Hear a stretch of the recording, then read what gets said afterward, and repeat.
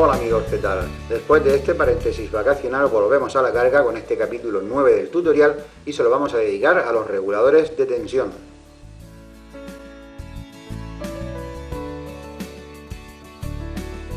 Aquí tenéis un ejemplar de regulador de tensión, este es para 12 voltios, bueno la verdad es que todos son iguales, la forma de saber de qué tensión es cada uno es mediante el código que llevan impreso, más adelante vamos a ver cómo interpretar ese código y la forma de funcionar de este regulador es muy sencilla, como hemos dicho este es de 12 voltios, bien pues la única condición es que debemos poner a su entrada una tensión de 14 voltios como mínimo, es decir 2 voltios por encima de su valor nominal. Vamos a ver este par de fuentes de alimentación que son de tipo clásico, queremos obtener 12 voltios corriente continua a partir de 220 alterna. ¿Qué secundario vamos a utilizar en este transformador? ¿Uno de 12 voltios para que coincida con la salida? No, porque cuando rectificamos una tensión alterna sabemos que se eleva en un factor de raíz de 2, es decir, 1,41, prácticamente un 50% más, por lo tanto estos 12 voltios se nos van a ir a 18. Mejor ponemos uno de 9 y se irá a 12-13 voltios, que es más acorde con lo que queríamos. Ponemos el polímetro aquí, medimos y vemos que efectivamente está esa tensión, pero aquí hay trampa. El polímetro apenas consume cuando está en la escala de tensión y por eso la tensión aparece en el polímetro. Pero si conectamos aquí un dispositivo para hacerlo funcionar, veremos que la tensión de 12 voltios cae y va a caer más cuanto más consuma este dispositivo, es decir, esta fuente no está estabilizada. Muchos circuitos necesitan que la tensión que entrega una fuente esté estabilizada y esto se hacía tradicionalmente añadiendo más componentes a la fuente en esta zona. Normalmente eran diodos Zener, transistores, resistencias, lo que la hacía más compleja, pero bueno, conseguíamos el objetivo. Hoy ya no es necesario, bueno, y desde hace bastante tiempo, no es necesario ser ingeniero ni calentarse la cabeza, simplemente vamos a conectar, esta fuente veis que es igual, conectamos aquí en esta parte de la fuente a la salida del condensador este componente, con lo cual vamos a conseguir esa tensión estable con solamente una pieza. Como veis, estos 12 voltios son a partir de los prácticamente 18 que van a ver aquí, ya que hemos puesto un secundario de 12 para asegurarnos que habrá siempre 2 voltios por encima del valor nominal.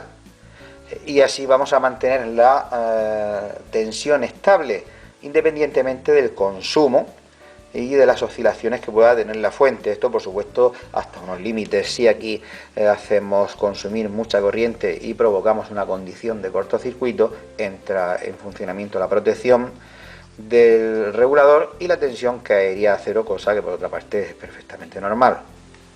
Estos reguladores que estamos viendo ahora mismo son los de la familia 78 y 79, son reguladores fijos, es decir, ofrecen una tensión fija, y los hay de dos tipos. Está la familia 78 y la 79, porque unos son para tensiones positivas y los otros para tensiones negativas. Por ejemplo, en esta fuente estamos actuando sobre la línea positiva, por lo tanto habría que poner un 78, mientras que en esta fuente se prefiere actuar sobre la línea negativa, así que no vale un 78, hay que poner un 79. En esta fuente simétrica se ve aún más claro, tenemos un positivo, un negativo y un 0 o central, pues bien, utilizaríamos aquí un 78 en el positivo y un 79 para el negativo. Aquí tenemos el dibujo más o menos de cómo son estos componentes con la disposición de las patillas. Atención al detalle de que un 78 y un 79 no comparten el orden. En este caso tenemos entrada, masa, salida y en este otro masa, entrada, salida, y este es el esquema que se suele utilizar en los circuitos.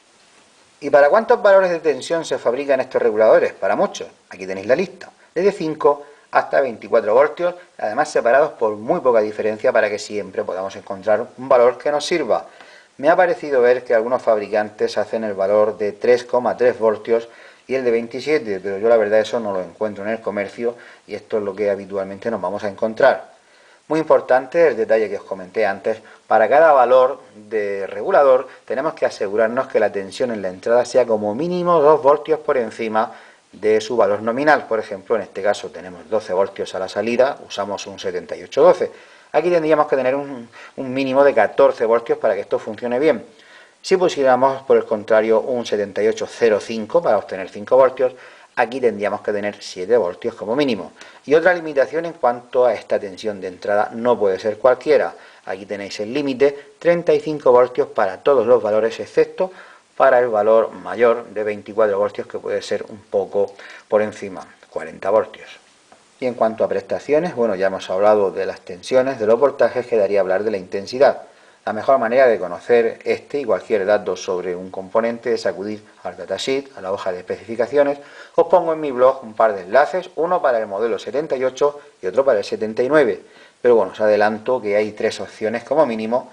Si vemos que el nombre es plano, tal cual veis aquí, 78 o 79, con su valor de tensión, mínimo asegurado 1 amperio, amperio y medio. Si tiene una S intercalada, hablaríamos de 2 amperios, y con una T nos vamos a 3 amperios. Recomiendo dotar a estos reguladores de un disipador para evitar que se rompan por exceso de calor. Ya sabéis, ponemos pasta térmica, silicona térmica, y con tornillo y tuerca lo fijamos. Bueno, vamos a probar esto. He puesto aquí un 7805 y lo voy a alimentar con una tensión variable que traigo desde una fuente de 0 a 20 voltios. Este polímetro está conectado en tensión a la entrada, así que marcará de 0 a 20 voltios. Este está a la salida, por lo tanto, cuando llega a 5 debería de pararse, puesto que esto es un 7805, debería de pararse en 5 voltios por mucho que este suba hasta 20. Voy a darle a la fuente, voy a aumentar el voltaje.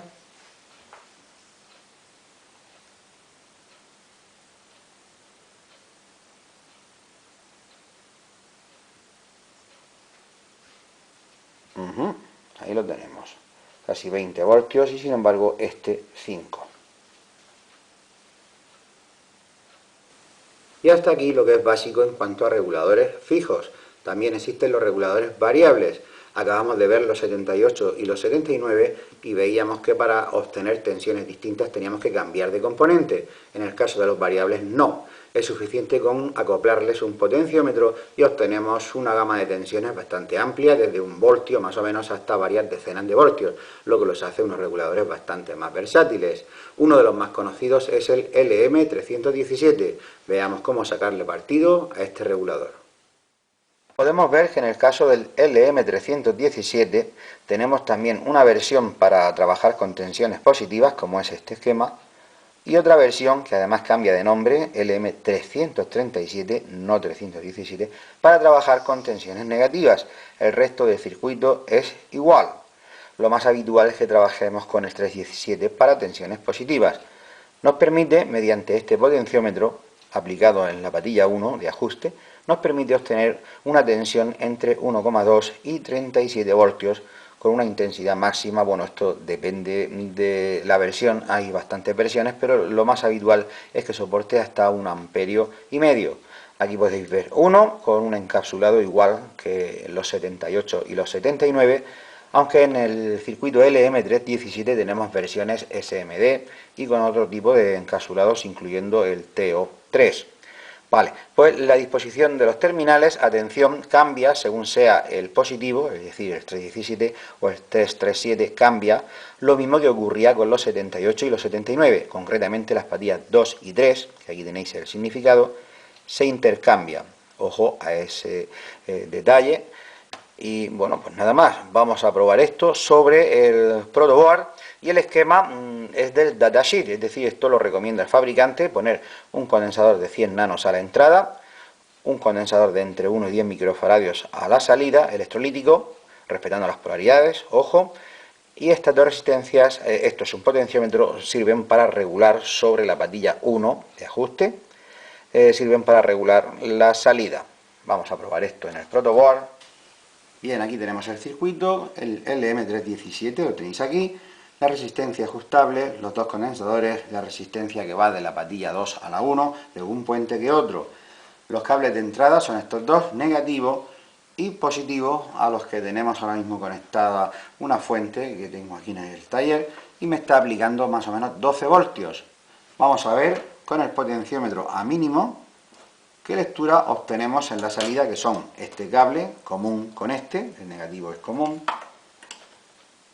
y el positivo que sale de la patilla 2 es este de aquí, conectamos el polímetro, la punta positiva, y obtenemos efectivamente el valor mínimo que el fabricante nos dice en el datasheet que vamos a obtener, 1,2 voltios, a pesar de tener en la entrada 12 voltios. Obtenemos el mínimo. Si ahora actuamos sobre el potenciómetro, la tensión va subiendo, 2, 3 y así hasta un máximo, y vemos que perdemos más o menos 1 voltio, es normal. Tenemos 11, mientras que en la entrada hay 12. Ahora vamos a elevar la tensión de entrada de 12 voltios que hay ahora mismo a 20, más o menos 20, es el máximo que me da la fuente.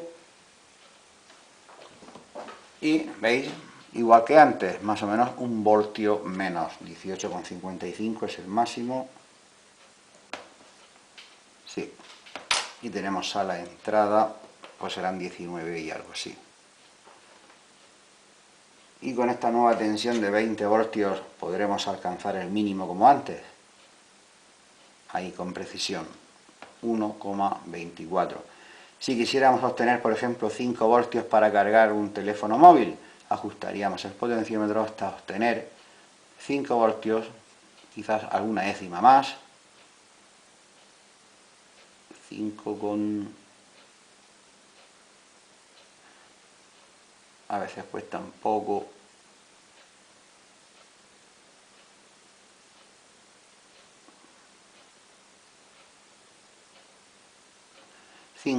Con 9, esta sería una tensión correcta. Ya sabéis que se le puede sacar hasta 1,5 amperes a este tipo de regulador. Bueno, los hay de más y de menos intensidad, lo normal es que sea de 1,5. Y si le vamos a sacar corriente, es aconsejable que se le ponga un disipador para que no se rompa por exceso de calor. Y con esto también llegamos al final de los reguladores variables. Hemos visto el LM317 y el LM337 como negativo. Hay muchos más tipos y es posible que algunos os preguntéis, yo necesito un regulador distinto, de más potencia o de más amperaje o lo que sea. ¿Qué código pido? A mí me pasa igual, no podemos saber de memoria todos los componentes. Un truco que yo utilizo es usar el buscador, y os pongo un ejemplo que me sucedió hace una semana o menos. Necesitaba un transistor NPN que soportara al menos 25 amperios y no tenía ni idea del código del transistor para pedirlo en la tienda. Pues bien, entra uno al buscador y pone transistor NPN 25A, A de amperios. ¡Bum! Te sale ahí un listado y elegí uno de ellos, resultó ser un TIP36C, me meto en datasheet y efectivamente era más o menos lo que yo quería. Voy a la tienda, oye, dame un TIP36C, toma tu transistor, y funciona bastante bien. Este sería un truco para encontrar un componente sabiendo qué necesidades tenemos en cuanto a amperios, voltios y tal, pues encontrarlo rápidamente. Bueno, pues vamos a pasar al rincón de la teoría con un interesante fenómeno que es el efecto Doppler.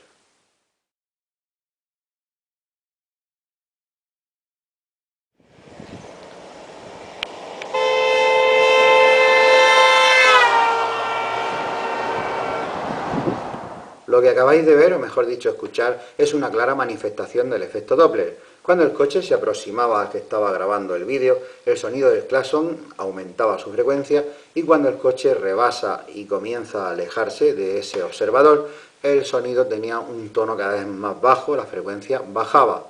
Sin embargo, el que conduce el coche oye el claxon en todo momento con el mismo tono. Es más, si el coche está parado, quieto, aunque esté lejos, el sonido sigue siendo constante. Así que aquí está claro que pasa algo con la velocidad del coche. La pregunta es, ¿la velocidad del sonido y la del coche se suman? La respuesta es no. Cuando el coche se aproxima, la velocidad del sonido sigue siendo la misma. Por lo tanto, lo que ocurre es que hay más ondas por unidad de tiempo y eso significa que su frecuencia es mayor. Cuando el coche se aleja, ocurre lo contrario. No se le resta a la velocidad del sonido la velocidad del coche. Simplemente hay menos ondas por unidad de tiempo, es decir, la frecuencia disminuye. Esto también sucede con otro tipo de onda electromagnética, como puede ser la luz y la radio y cualquier tipo de onda electromagnética. Si un objeto se acerca hacia nosotros a una velocidad cercana a la de la luz, veríamos que la luz que emite vira hacia el azul, es decir, a una frecuencia mayor. Cuando ese objeto nos rebasa y empieza a alejarse, lo veríamos con una luz tendente al rojo, es decir, a una frecuencia menor. El efecto Doppler se utiliza en la vida cotidiana, por ejemplo, en los radares de tráfico, los que se utilizan para detectar excesos de velocidad. Se hace incidir un haz de microondas, porque eso es lo que emite un radar, un haz de microondas sobre el vehículo que se pretende medir su velocidad, y el vehículo refleja esas ondas ya con el efecto Doppler impreso. El radar no tiene más que medir la diferencia de frecuencia entre la onda que emite y la que recibe, y de ahí deduce la velocidad del vehículo. Por supuesto, estos radares deben de estar muy bien calibrados y muy bien conservados, porque si no las lecturas son auténticos disparates, ya que se está trabajando con magnitudes muy pequeñas. Respecto del efecto Doppler y la luz, no hace falta que un objeto tenga una velocidad relativista cercana a la de la luz para poder detectar este fenómeno de corrimiento al rojo si se aleja o de corrimiento al azul si se acerca. Hay medios ya desde hace tiempo para detectar esto a velocidades de la vida real, por ejemplo, el desplazamiento de las galaxias, que es mucho más lento que la velocidad de la luz. Pues este fenómeno se puede medir, y esto llevó a hace poco menos de un siglo a detectar un hecho asombroso, y es que todas las galaxias se alejan de nosotros. Hay catalogadas miles de ellas, existen miles de millones, ninguna se acerca a nosotros. Esto al principio desconcertó, pero enseguida se dedujo que el universo se estaba expandiendo, es decir, como si fuese una explosión, se estaba expandiendo.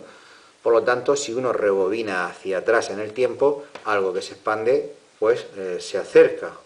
Esto se puede ver con el símil del globo. Esto sería el universo, y aquí he dibujado unos puntos con un rotulador que serían las galaxias. Ahora, conforme pasa el tiempo, yo hincho el globo y veremos cómo estos puntos se alejan unos de otros, y cada uno puede pensar que es especial, pero no, todos son iguales, simplemente el globo se expande.